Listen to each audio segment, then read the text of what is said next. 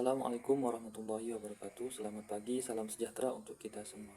Perkenalkan, saya Dwi Jatmiko, anggota kelompok 2 yang terdiri dari Dimas Gesang sebagai moderator, Dwi Jatmiko sebagai pemapar KB1, Marisa pemapar KB2, Ayu Safitri dan Handoyo Agus Raharjo sebagai penjawab pertanyaan. Adapun tugas yang akan kami laksanakan pada pagi hari ini adalah memaparkan presentasi kami dengan materi modul 5 keterampilan menulis. 1. Keterampilan menulis. Pengertian menulis permulaan. Sama seperti halnya dengan keterampilan membaca, keterampilan menulis pun terbagi ke dalam dua klasifikasi, yakni menulis permulaan dan menulis lanjut. Menulis permulaan adalah merupakan aktivitas fisik dalam bentuk kegiatan melukis atau menggambar lambang bunyi bahasa. Pengenalan lambang bunyi ini kepada siswa biasanya dilakukan secara serempak dan simultan dengan kegiatan membaca permulaan. Oleh karena itu, di sekolah-sekolah formal, pembelajaran untuk kedua keterampilan ini sering disatukan dalam satu paket yang biasa disebut paket MMP, membaca menulis permulaan. Pembelajaran MMP diberikan di kelas 1 dan kelas 2 SD secara umum. Siswa harus sudah melek huruf maksimal pada akhir catrulan atau semester pertama di kelas 1 SD. Tujuan dan fungsi menulis permulaan. Melatih kelenturan gerak tangan, menirukan gambar lambang bunyi bahasa, membedakan bentuk gambar setiap lambang, menulis tegak bersambung, menulis indah. Jenis-jenis pembelajaran menulis permulaan. Kegiatan menulis permulaan tidak dapat dipisahkan dari membaca permulaan. Kedua keterampilan ini diberikan secara berbarengan. Keterampilan motorik yang mula-mula dilatih diawali dengan kegiatan prabaca atau kegiatan menulis tanpa buku. Melalui kegiatan bercerita, beranalogi, dan berimajinasi, guru mengajak siswa untuk melakukan aktivitas motorik yang dapat melenturkan gerakan-gerakan tangan. Hal ini dimaksudkan untuk melatih otot tangan agar tidak kaku. Jenis menulis permulaan yang diajarkan atau dilatih di kelas 1 dan kelas 2 antara lain sebagai berikut.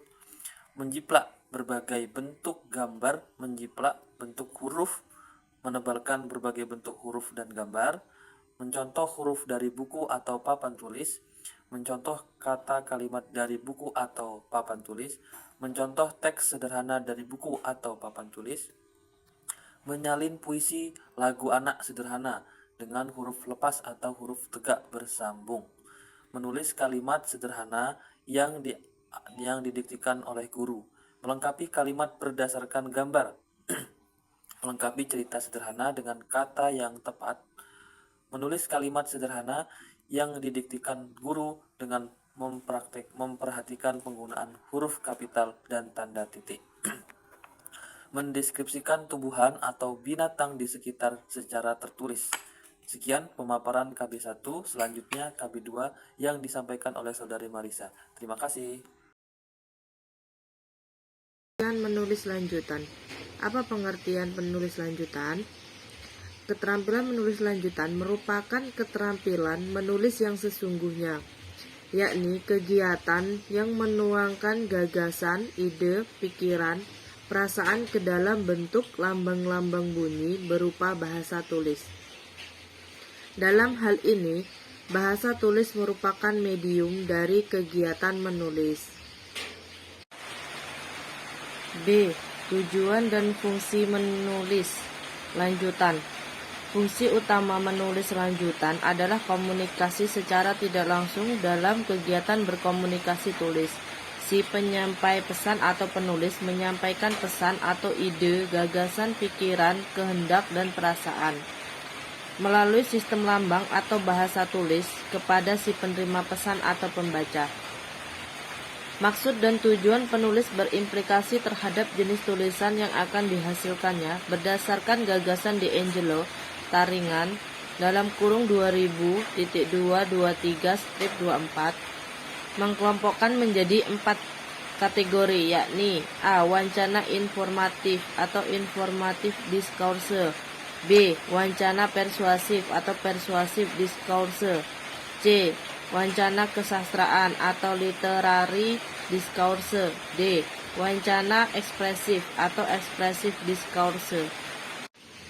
Hippel tahun 1973 mengadopsi pikiran-pikiran Hugo Hartig sebagaimana dikutip oleh Taringan dalam kurung 2000.224 yang membagi tujuan menulis ke dalam 7 kategori seperti berikut, yakni 1.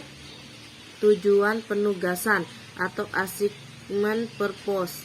2. Tujuan altruistik atau altruistic purpose. 3. Tujuan persuasif atau persuasive purpose. 4. Tujuan informatif atau informational purpose. 5. Tujuan pernyataan diri atau self-expressive purpose. 6. Tujuan kreatif atau creative purpose. 7. Tujuan pemecah masalah atau problem solving purpose. Dan C. Keterampilan menulis lanjut di SD kelas tinggi. Nah, keterampilan menulis lanjut itu merupakan komponen yang harus dibekalkan kepada siswa SD ketika mereka mulai memasuki kelas tinggi, yaitu mulai dari kelas 3 sampai kelas 6 SD. Ada selanjutnya D, jenis-jenis menulis lanjutan di kelas tinggi. Nah, jadi jenis pembelajaran menulis terbagi ke dalam 2 klasifikasi. Ya, ini ada jenis-jenis pembelajaran menulis terbimbing. Yang kedua, ada pembelajaran menulis bebas. Nah, kemudian ada beberapa contoh jenis pembelajaran menulis terbimbing yang bisa diberikan di kelas SD. Yang pertama ada menyusun kalimat acak menjadi paragraf. Yang kedua melengkapi puisi anak berdasarkan gambar.